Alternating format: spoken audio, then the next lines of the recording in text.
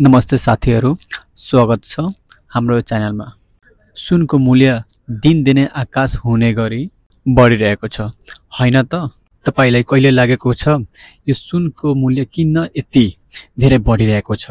आज हामी यो रहस्य खोल्ने छौं, तर तपाईलाई सुनको मूल्य बढ्नुको 5 प्रमुख कारणहरू बताउने छौं।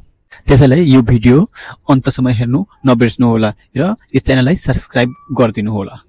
पहिलो कारण हो विश्वव्यापी आर्थिक अनिश्चितता। जब विश्वमा आर्थिक संकट र मुद्रास्फीति वा राजनीतिक तनाव बढ्छ, मानिसहरूको सुनलाई सुरक्षित लगानीको रूपमा हेर्छन्। उदाहरणका लागि रसिया युक्रेन युद्ध, युएस चाइना व्यापारको तनाव र अमेरिकामा मन्दी डरले सुनको माग बढिरहेको छ। अन्तर्राष्ट्रिय बजारमा सुनको मूल्य अक्टोबर 2024 मा प्रति औसत $2.744.12 पुगेको थियो, जुन 3 वर्षमा 53.86 को वृद्धि हो। नेपालमा पनि यो प्रभाव देखिन्छ, जहाँ सुनको मूल्य अक्टोबर 2024 मा प्रति तोला एनपीआर 1,17,700 थियो र अहिलेको टाइममा 1,90,200 तोला भइसकेको छ। दोस्रो कारण हो नेपालको रुपियाँ अमूल्यवान र आयातको लागत। नेपालले आफ्नो सबै सुन विदेशबाट आयात गर्छ, मुख्य रूपमा यूएई, टर्की, स्विजरल्यान्डबाट। जब नेपाली रुपियाँको अमेरिका र डलरको तुलनामा कमजोर हुन्छ, सुनको आयात महँगो हुन्छ।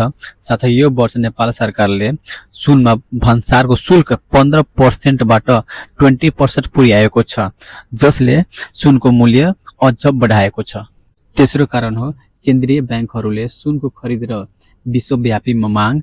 विश्वका ठूलो केन्द्रीय ब्याङ्कहरू जस्तै चाइना, रसिया र इन्डिया अमेरिका डलरमा निर्भरता कम गर्नका लागि सुन किनिरहेको छन्। यसले सुनको आपूर्ति घटाउँछ र मूल्य बढाउँछ। साथै विश्वमा सुनको ETF लगानी र भारतमा विवाहको सिजनमा सुनको माग पनि मूल्यलाई उस्काउँछ। नेपालमा पनि विवाह र चाडपर्वमा सुनको मागले मूल्यमा प्रभाव पार्छ। चौथो कारण हो मुद्रास्फीति र ब्याज दर। जब मुद्रास्फीति बढ्छ, कागजी मुद्राको मूल्य बढ्छ र मानिसहरूले सुनमा लगानी गर्छन्। साथै अमेरिकामा ब्याज दर कम हुँदा सुनमा लगानी आकर्षक हुन्छ, किनभने सुनले ब्याज तिर्दैन। 2025 मा सुनको मूल्य 25.68 ले बढेको छ, जुन यो कारणहरूले। पाँचौं कारण हो सीमित आपूर्ति र खानी चुनौतीहरू।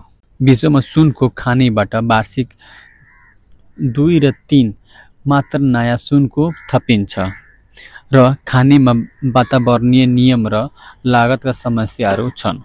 नेपालमा पनि 2023 मा सुनको आयात कोटा घटाएर दैनिक 10 किलो बनाइएको थियो, जसले स्थानीय बजारमा सुनको मूल्य वृद्धिले र मूल्य र चाडपर्वमा परिवारहरूलाई आर्थिक तनाव बढाएको छ।